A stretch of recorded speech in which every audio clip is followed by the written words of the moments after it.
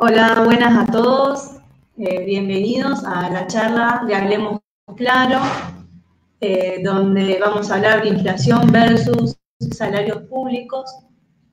Vamos a tener de invitado a Mariano, economista, a Mariano Yunta, economista, donde él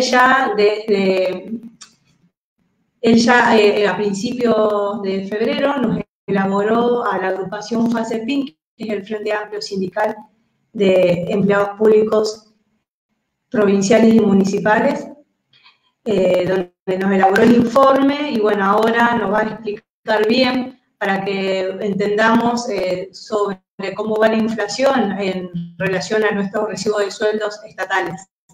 Bueno, le vamos a dar la bienvenida a Mariano. ¿Cómo estás, Mariano? Hola, muy buenas noches. Gracias, Fernanda, y a toda la gente de Frente Amplio Sindical por la invitación y por permitirme estar esta noche compartiendo un poco los resultados de este informe que habíamos realizado en conjunto, como bien decía Fernanda, a principios del mes de febrero. Un poco la inquietud que teníamos era tratar de conocer cómo había sido la evolución salarial en la provincia de Santa Fe a lo largo del año 2020. Como todos sabemos, hasta el año 2019 la política salarial de la provincia era bastante clara, había una cláusula gatillo donde uno conocía mes a mes, tenía su pauta salarial y cuando la inflación superaba esta pauta salarial, mes a mes iba recomponiendo su salario de acuerdo a la inflación que iba pronosticando el IPEC. Pero bueno, desde el año 2020 la política salarial cambió, se optó por un esquema que a veces para todos se vuelve un poquito más confuso de seguir, con unas pautas salariales que a lo largo del año se han ido complementando con algunos otro tipo de aportes no remunerativos y no bonificables que a la larga han ido integrando lo que es el sueldo de todos los trabajadores y trabajadoras, pero que en el día a día a lo mejor hace que uno se pierda de cuánto fue realmente el aumento salarial, sobre todo si sumamos que también han desaparecido, que antes era muy importante, los salarios testigos que se iban publicando para que uno pueda ir conociendo cómo era la evolución salarial. Entonces, en ese panorama, con esa incertidumbre, un poco que arrancamos a preguntarnos qué era lo que realmente había pasado con el salario de los trabajadores y las trabajadoras. Recordemos que a principios de año, el decreto 5 del año 2021 hace un reconocimiento de lo que eran los aportes no reintegrables que se venían cobrando el año pasado, incorporándolo a lo que es el sueldo de los trabajadores. Y bueno, eso es un poco lo que vamos a analizar en conjunto esta noche. Primero que nada, la inflación creo que es algo que tristemente todos los argentinos conocemos porque es un mal crónico con el que vivimos desarrollándonos y viviendo. En economía la definición es el aumento sostenido del nivel general de precios. Sea que para que sea fácil de entender, es que una canasta de precios viene subiendo a un determinado ritmo todo el tiempo, digamos. Eso es lo que tratamos de captar cuando hablamos de inflación, es cómo vienen subiendo los precios. En la Argentina hay diferentes formas de medirlo, digamos, o diferentes institutos que lo miden. A nivel nacional es el INDEC, a nivel provincial está el Instituto Provincial de Estadística y Censo, que si bien son similares, como vamos a ver más adelante, hay una pequeña variación en lo que son estos dos indicadores. Bueno, lo que nosotros vemos en la evolución de precios del año 2020 fue un año sumamente particular, como todos sabemos. Más allá de la pandemia, lo que dejó el COVID fue una muy dura recesión económica. La economía, el nivel de actividad cayó 10% el año pasado, es la caída más fuerte que tenemos memoria desde 2001, así que imaginémonos lo que fue la repercusión para la economía este año.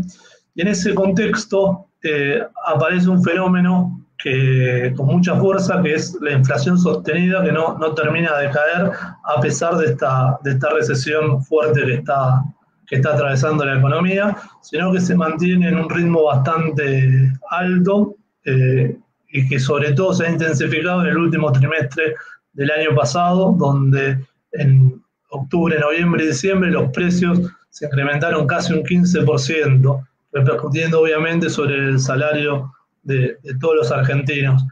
Y un problema adicional que está teniendo el gobierno nacional en este sentido es que ha instrumentado herramientas para tratar de contener la inflación, sobre todo controlando los precios de lo que son los servicios. Cuando uno ve la serie del año pasado, los servicios, llámese la luz, el agua, el gas, los alquileres, telefonía, celular, todos han tenido un incremento en torno al 28%, o sea que han estado por debajo de la inflación general, pero los bienes han estado bastante por arriba y han llegado a estar por arriba del 42%.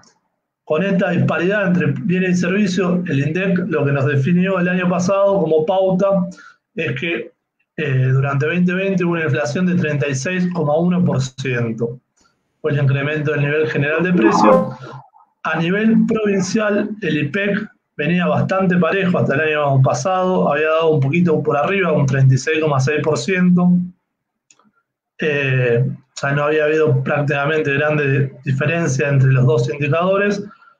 Y lo otro indicador que nosotros vamos a tomar para ver en el análisis, que lo vamos a detallar ahora un poquito, es la inflación que se observa en alimentos. ¿Por qué? Porque uno de los ítems básicos que todas las personas consumimos, obviamente, son los alimentos, y esto, que son tan sensibles en nuestra canasta básica, subieron en torno al 42% entre enero y diciembre del año pasado, con algunos picos, como todos conocemos cuando vamos a la carnicería, que la carne ha llegado a tener picos de más del 100% interanual, o fruta y verdura que han tenido un pico del 70%. O sea que hay una inflación bastante fuerte en productos de primera necesidad que superan un poco a lo que es la inflación general que mide el INDEC en este caso. Nosotros lo que vamos a hacer en el informe, a lo que hayan tenido la posibilidad de leerlo, nosotros principalmente avanzamos el año pasado, en febrero, viendo cómo habían evolucionado los precios en relación al nivel general de precios del INDEC. O sea, nosotros tomamos como inflación para un primer análisis este 36,1%, y lo tomamos así porque consideramos que no había demasiada discrepancia con la inflación del IPEC. Pero lo que nosotros vamos a agregar, ahí Fernanda está con la presentación que teníamos pensado para esta noche. Poco lo que se vio en el primer mes del año fue una fuerte disparada de precios que sigue en sintonía de lo que fue el fin del año pasado, donde los precios a nivel nacional para el INDEC subieron un 4%, pero lo que se observó es una fuerte disparidad entre los precios de Gran Buenos Aires y el resto del país. Esta disparidad... Sí, perdón. Disculpame, Mariano. Yo me voy a mutear y voy a compartir el informe para que vos puedas ir narrando de lo que están hablando y la gente puede visualizar. ¿Te parece? Dale, por favor, así un poco más claro. Sí. Bueno, lo que veníamos diciendo por ahí es que durante el mes de enero se ve esta aceleración de los precios, con la salvedad que a nivel nacional hay una inflación del 4% y a nivel provincial el IPEC la calcula del 4,8%, o sea, casi un 20% más grande que lo que es la media nacional, y esto se debe a que cuando uno ve lo que es el informe que presenta el IPEC, como decía, lo que es Buenos Aires, Capital y Gran Buenos Aires, está teniendo o muestra una inflación mucho menor que el resto de los aglomerados del país. Y esto puede estar debiéndose a que haya una política más activa de control de precios, o que haya acuerdos de cercanía, digamos, que los costos de transporte encarezcan demasiado lo que es la comercialización hacia el interior. puede haber una serie de combinaciones de factores, pero hoy la medición, lo que digo, durante el primer mes es esta importante disparidad en lo que fue la suba de precios de Buenos Aires y el resto del país. Por eso, no sé si Fernanda puede pasar de diapositiva o no, lo que vemos al sumar la inflación del mes de enero, o sea, ahora vamos a tomar de vez de estos 12 meses de enero a diciembre, vamos a tomar la inflación de los últimos 13 meses, o sea, de enero de 2020 hasta este enero de 2021. Y ahí lo que vamos a ver es que no sé si Fer puede pasar las diapositivas, yo la veo estática, pero bueno, vamos a tratar de seguir hasta que veamos si podemos solucionar el problema. Lo que se ve que obviamente la inflación acumulada en los últimos 13 meses, que son los que están formando parte de lo que fue el aumento salarial, pasa a ser una inflación acumulada, según el INDEC, del 41,3% a nivel general y del 48,9% en alimentos, pero ya para la provincia de Santa Fe pasa a ser un poco más alta y tenemos una inflación en los últimos 13 meses, repito, del 43,1% a nivel general y del 49,1% en alimentos.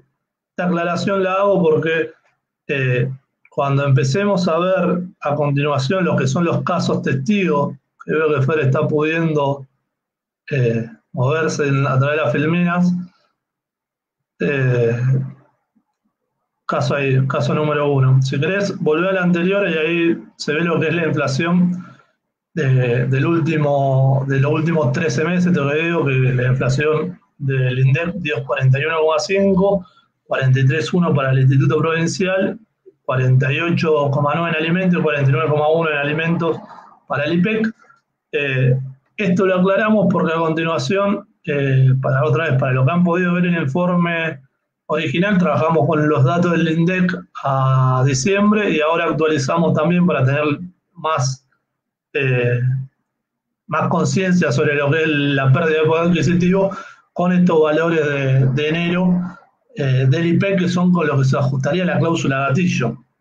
Así que lo que podemos ver es que el salario, nosotros tomamos 4 casos testigos, un empleado municipal de la ciudad de Santa Fe, nivel inicial, tomamos como caso testigo un empleado del Ministerio de Educación, en este caso no docente, un asistente escolar, tomamos el caso de un trabajador del Ministerio de Trabajo y el caso de un trabajador del Ministerio de Salud para hacer esta comparación o este análisis de cómo han evolucionado los salarios y nos llevamos a algunas particularidades que vamos a compartir. Lo que vemos en comparación de los recibos de sueldo de los compañeros y compañeras es comparando enero del año pasado con enero de este año, que fue el mes donde se dio el último incremento de este 6% que se reconoce en el recibo de sueldo de los trabajadores. Acá lo que vemos es que un trabajador municipal pasó de cobrar 37.933 pesos a cobrar 49.217 este año. Eso representa un incremento de un 29,75%. Lo que vemos es que claramente está por debajo de lo que fue la inflación del año pasado, del 36,1%. Está también por debajo de lo que fue la inflación, si sumamos el mes de enero, que asuma 43,1%. El segundo cuadro en el que está en el medio, lo que vemos es el trabajo que se había hecho en el informe, que es comparar cuánto debería haber aumentado el salario del trabajador o la trabajadora estatal si se hubiera aplicado la cláusula gatillo y garantizaba asegurar con la inflación del año pasado el poder de compra de los trabajadores medido en la canasta general y en la canasta en alimentos. Por esto que le veníamos diciendo que hubo un incremento en la inflación superior en alimentos que a nivel general, entonces nos parecía también más justo medirlo también en poder adquisitivo en alimentos. Así que lo que se ve en este caso es que si la cláusula gatillo hubiera seguido aplicándose en la provincia de Santa Fe, en el primer caso, con la inflación general, los trabajadores perdieron casi un 5% de su salario, deberían haber cobrado 2.410 pesos más para estar con el mismo poder adquisitivo que en enero del año anterior. Y en el caso de alimentos, la situación es más grave, ya que perdieron prácticamente el doble, casi un 10%, un 9,5%, o lo que es lo mismo que 4.680 pesos, que es lo que hubiera necesitado para poder tener el mismo poder adquisitivo. Y lo que vamos a continuación en el cuadro de abajo es qué pasa si a ese dato le sumamos la inflación del mes de enero, porque como se dijo antes, este aumento salarial que dio el gobierno de Santa Fe va a estar vigente hasta seguramente el mes de marzo, o sea que con este último aumento se van a afrontar los próximos 2 o 3 meses, entonces el poder adquisitivo de los trabajadores va a seguir cayendo estos meses. Así que lo que se ve es que en este caso, tomando la inflación también de enero, los trabajadores perdieron un 10,30% en el caso de tomar la inflación general, y medida en alimentos se perdió casi un 15%, para que veamos una idea de cuán atrasados están quedando los salarios en este caso. Fer, si podemos pasar al segundo caso. En este caso, el caso número 2 es qué pasó con un trabajador del Ministerio de Educación no docente. Lo que vemos nuevamente en el primer cuadro, analizamos cuánto fue el aumento salarial real que hubo. Todo este aumento nosotros lo vemos sobre los sueldos brutos de los trabajadores. O sea que a estos sueldos hay que hacerle una deducción entre un 15 y un 20% después. Son todos sueldos que no son alcanzados por ganancias, o sea que entre un 15 y un 20 es lo que se le termina deduciendo para el sueldo de bolsillo. Pero bueno, en principio lo que queríamos ver es esta variación del aumento de los sueldos brutos. Como se ve, en el caso de un empleado, de un trabajador del Ministerio de Educación, pasó de cobrar 39.366 pesos a cobrar 51.961. Esto dio una variación de más de 12.000 pesos, o lo que es lo mismo, un incremento del 31,99%. En este caso está un poco mejor que lo que fue el caso de un empleado municipal. Recordemos, había aumentado a 29,75%, pero todavía sigue por debajo de lo que fue la inflación del año pasado, o sea, sigue perdiendo poder adquisitivo. Si lo vemos a los datos del INDEC de diciembre, en la inflación general perdió el 3,10% prácticamente, o sea, debería haber ganado 1.600 pesos más para estar en igual condiciones que si se hubiera aplicado la cláusula gatillo.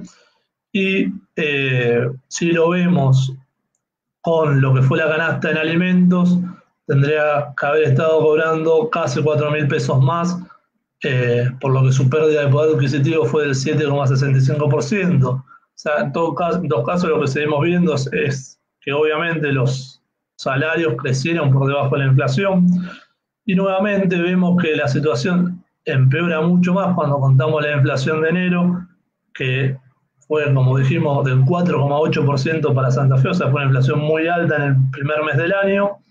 Lo que se ve es que otra vez se está perdiendo casi un 8,5% en el primero de los casos, con el nivel general de precios.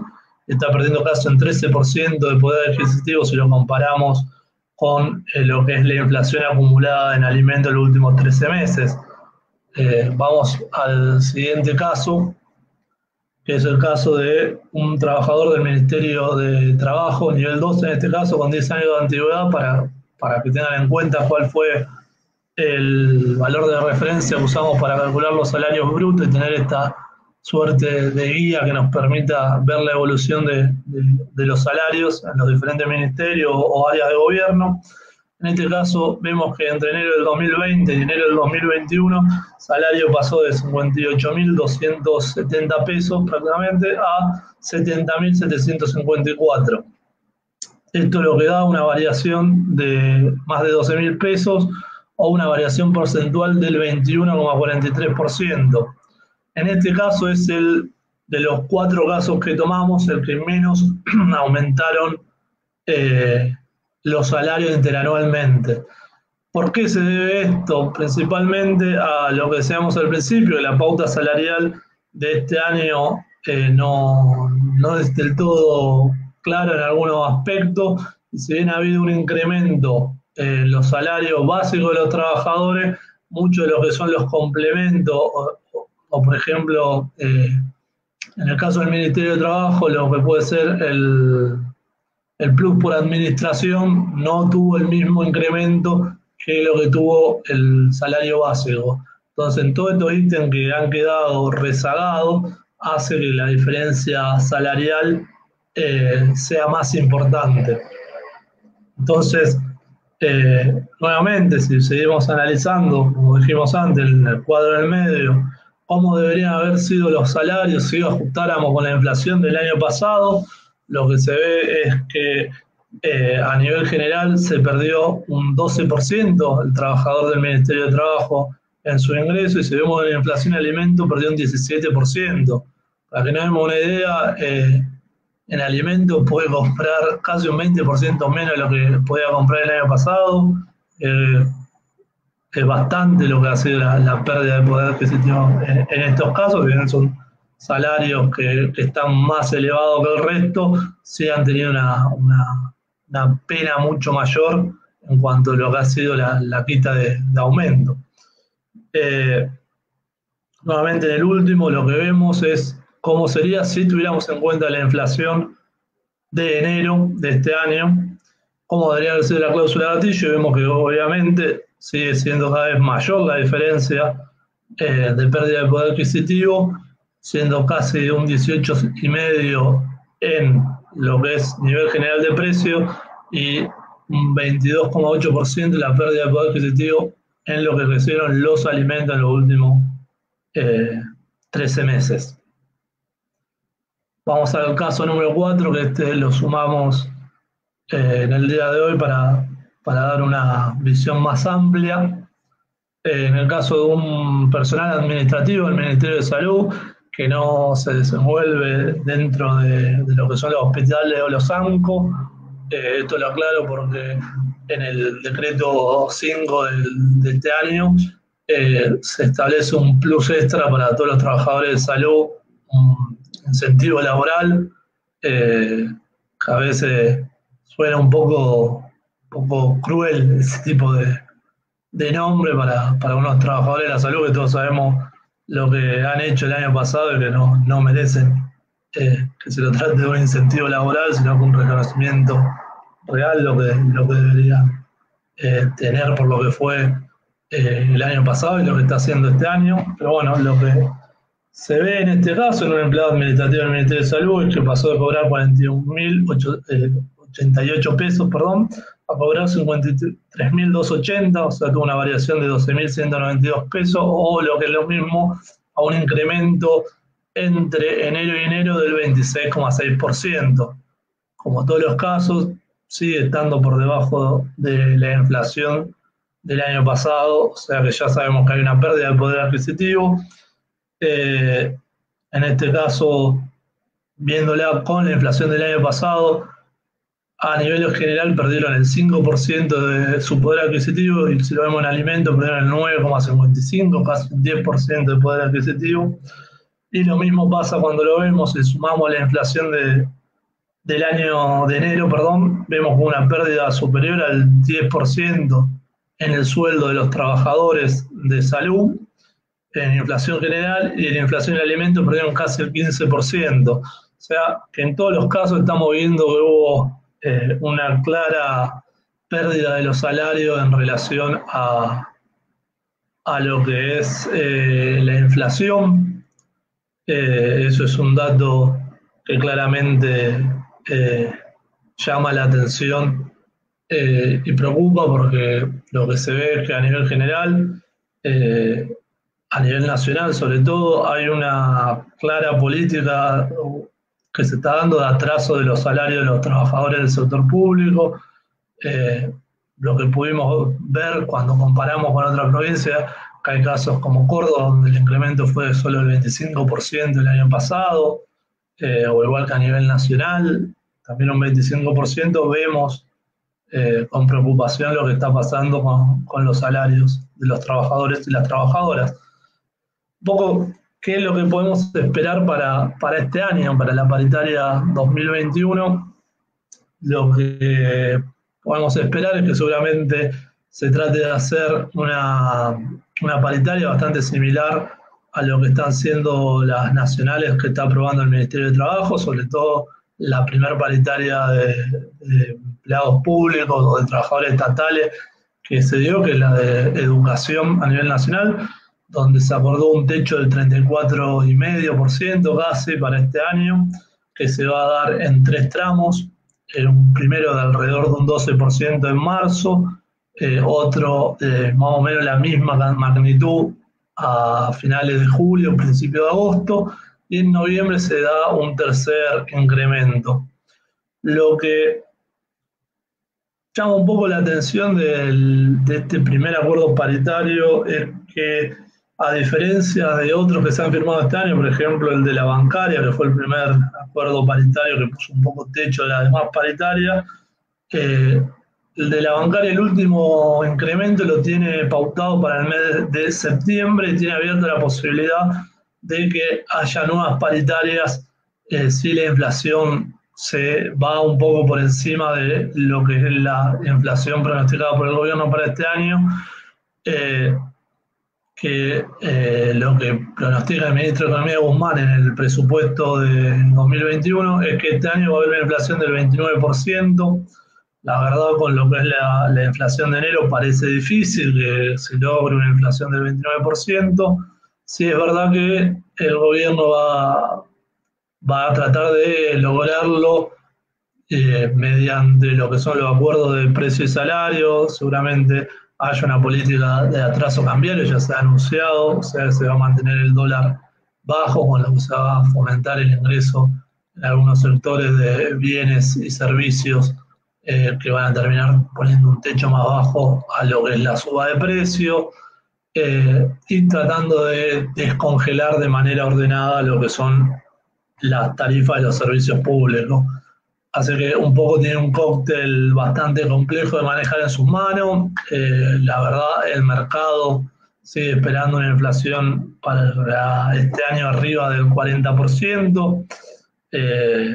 O sea que hay que ver realmente cómo va evolucionando la inflación en el día a día durante el año, para ver si estos acuerdos paritarios realmente dejan a los trabajadores empardando con la inflación en el mejor de los casos, o si lo dejan perdiendo.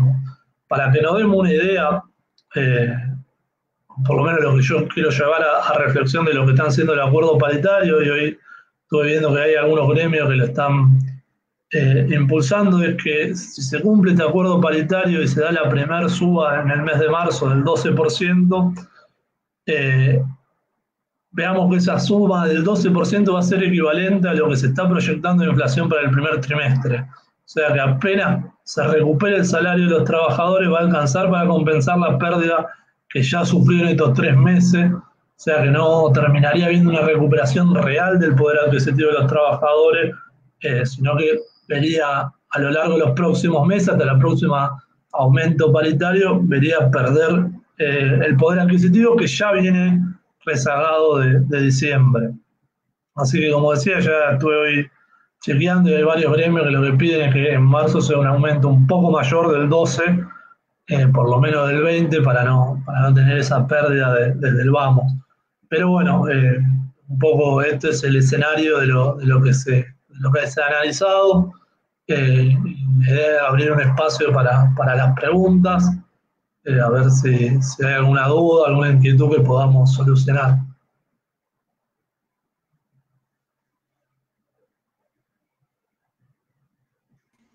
Bien, Mariano, sí, bueno, nos estuvieron preguntando, Daniela, a ver, aguardame. Daniela dice que los salarios municipales de Santa Fe aumentaron menos que el ejemplo que acaba de dar Mariano. A lo mejor de acuerdo a lo que vos mostraste, los recibos del sueldo que vos analizaste están tomados en general de un nivel 1, y lo que plasmaste, más allá de los descuentos que hayan tenido cada uno, o suplemento y demás, es hacer el análisis de lo que fue en porcentaje los aumentos en comparativo, cómo han venido los acuerdos anteriores.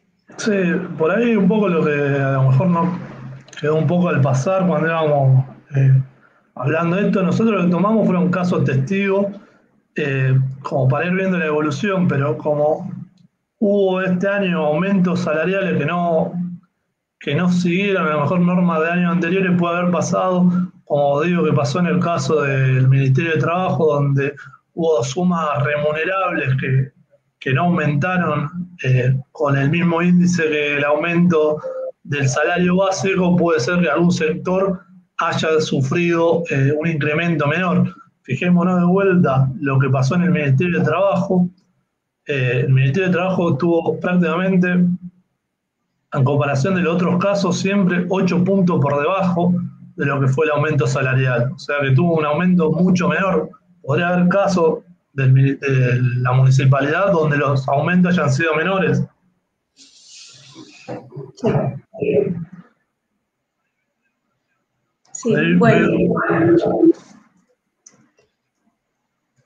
Bueno, Mariano, ahí otra de las preguntas es si cuando se habló de salud era provincial o municipal, el dato que has dado.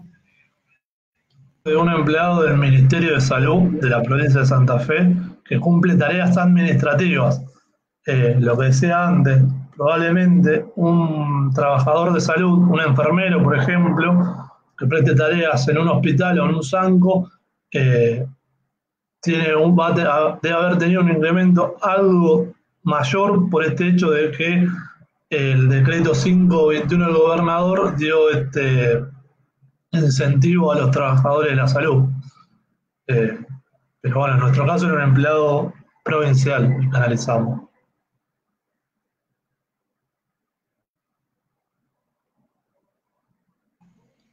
Recuerda que estamos hablando de salud.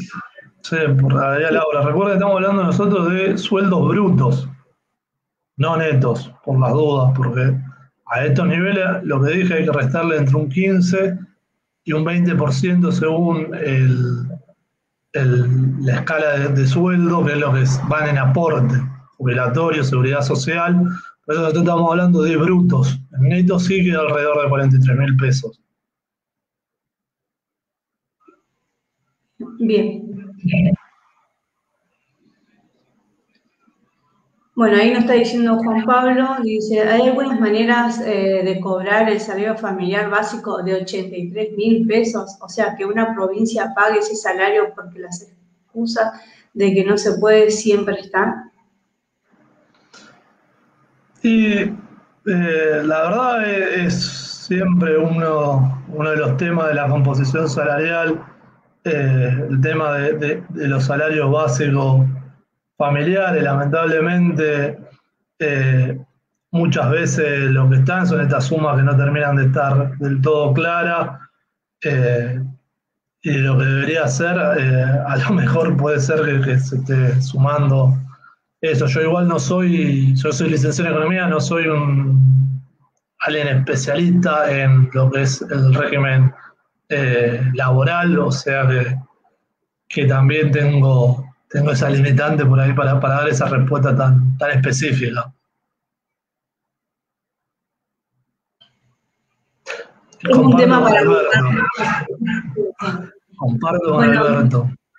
Alberto, sí, Alberto dice que es necesario que los trabajadores en todos los sectores tengamos los números reales. Bueno, esta es la oportunidad de que por ahí en los sindicatos hoy no están mostrando estos sueldos testigos, no lo están haciendo visible como en otras oportunidades.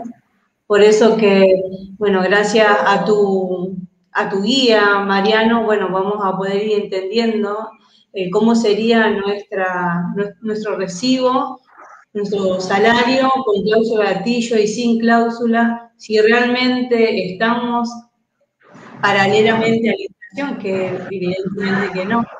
Bueno, que la gente también la realidad.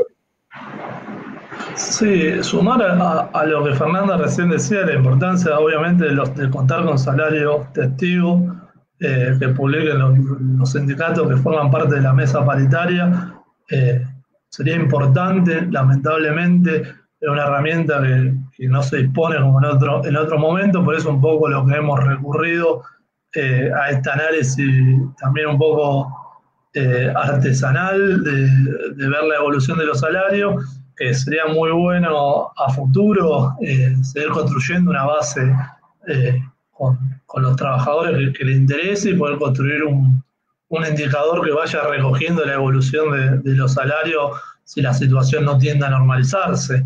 Que esperemos que sí, porque la verdad es una herramienta necesaria para el derecho de todos los trabajadores contar con lo que son los salarios testigos o guías, digamos, en este caso. Bien, bueno, ahí bueno, sigue preguntando, diciendo Laura que el recibo son de 43.000. Lo que quería explicar, Laura Mariano, es que está tomado del sueldo Bruto, neto. ¿no? Bruto, No, no, al bruto. Desde el bruto, no sin los descuentos de que es jubilación, aporte en la caja, de los descuentos obligatorios que tenemos todos los recibos los empleados estatales. Por eso que es 23.000, no para el 23, como lo explicabas ahí, Laura. Bueno, Mariano, otra de las cosas que quisiera que puedas hablar y que la gente entienda, la diferencia cuando se habla de bono no remunerativo, cuando hablan de esas palabras que por ahí la gente no entiende qué significa remunerativo.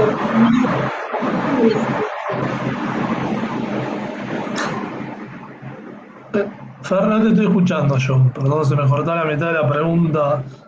Venías preguntándome la diferencia entre remunerativo, no remunerativo, bonificable, no bonificable.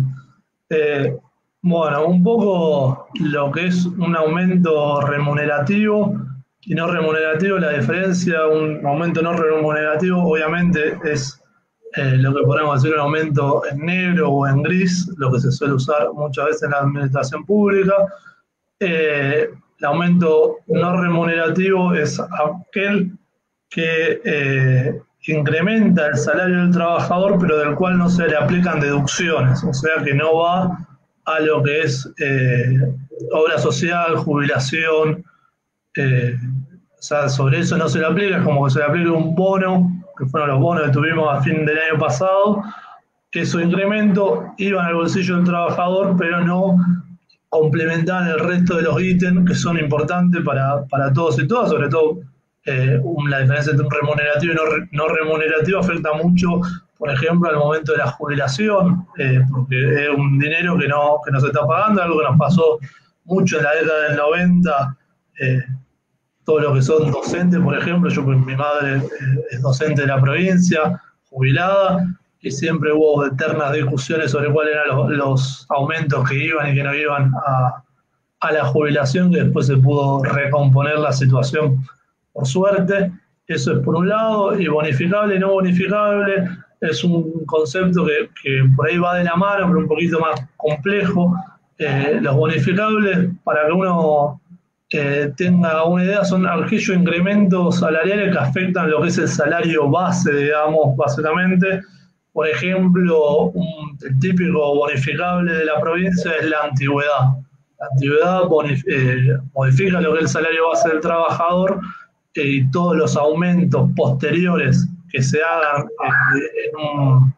por ejemplo, este aumento que dio el gobernador en marzo del 6%, va aumentando todo lo que compone el salario base, todo lo que es en ese sentido bonificable. Entonces, todo lo que queda afuera, como estos plus de administración, no sufren el mismo incremento que lo que fue el aumento salarial. No sé si ha quedado claro. Mariano. Con respecto a los que, bueno, con esto de lo que vos contabas, con los bonos que se fueron dando, que no se suman a nuestro aporte jubilatorio. Entonces los jubilados, los pasivos, no la pasaron muy bien el año pasado con el tema de los aumentos. Los pasivos terminaron cobrando también otros bonos al final para compensar la situación, digamos, pero en todo el momento fueron meses como que esos aportes estuvieron en gris, digamos, debe de estar reconocido, no se le hicieron todos los descuentos propios que se le deberían haber hecho a esos aportes. Hoy leía una nota de Randner, que es el titular de empleados municipales en Santa Fe, que ellos calculan, por ejemplo, que el año pasado, entre todas estas maniobras salariales que hubo, los gobiernos provinciales ahorraron 4.100 millones de pesos que deberían haber ido a los trabajadores. Para que nos demos una idea, son alrededor de 30 millones de dólares, y es lo que se va a destinar este año al boleto educativo gratuito. Para que nos demos una idea de la magnitud de lo que fue con esta maniobra, lo que permitió al gobierno provincial ir ahorrando. Así que un poco a lo que se apunta con esto es sobre todo esto, ahorrar todo lo que son los aumentos de carga que se deberían ir computando para los trabajadores durante los meses, que son las sumas, digamos que las sumas son no remunerativas y no bonificables. Por eso siempre hay que luchar porque estos bonos desaparezcan en la mayoría de los casos y que los aumentos sean transparentes, y que sepamos cuánto nos están incrementando y cómo eso repercute también en nuestros derechos a futuro, digamos. Bien, bueno, Mariano, creo que no hay más preguntas y bueno, fueron abordadas las que fueron consultadas. Te damos las gracias por esta charla explicativa sobre el informe. Vamos a esperar más adelante el próximo informe, ansioso para que nos puedas explicar cómo vamos a ir viendo, avanzando ya con las paritarias ya cerradas, así que dentro de unos meses ya nos vamos a volver a reunir. Así que bueno, muchas gracias, Mariano. Y agradecemos a toda la audiencia que nos estuvo acompañando, también haciendo sus preguntas y demás. Saludos a todos desde FACEPIN y Mariano también.